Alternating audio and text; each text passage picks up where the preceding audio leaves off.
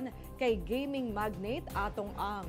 Ito'y kaugnay pa rin sa arrest warrant sa kaso ng mga nawawalang sabungero. Dating nasa 10 milyong piso ang pabuya kay Atong Ang.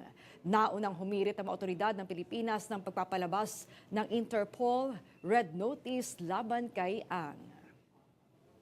Tinutulak ni Senador Raffy Tulfo ang paghahain ng kasong kriminal laban sa mga may-ari ng Allison Shipping Lines kasunod ng paglubog ng MV3 Shockers Tin 3 sa karagatang sakop ng Basilan na nagresulta sa mahigit 50 namatay.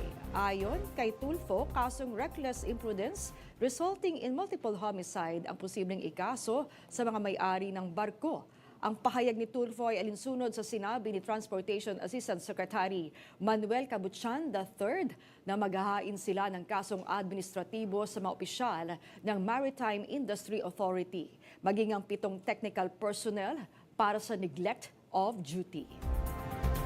Nangako si Pangulong Ferdinand R. Marcos Jr. na palalakasin pang irrigation system ng bansa kung saan mahigit 60 bilyon ang nakalaan sa irrigation project sa buong bansa sa taong 2026. Ayon sa Pangulo, makakaasa mga magsasaka na magbibigay ng mas mabilis na access sa sari-saring teknolohiya, sari-saring pagsasanay at suporta.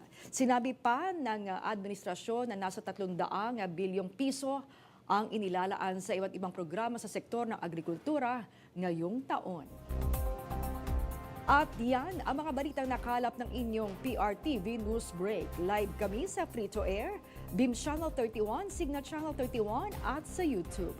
Tumutok din sa aming social media accounts sa Instagram, Facebook at TikTok sa @PRTV Prime Media.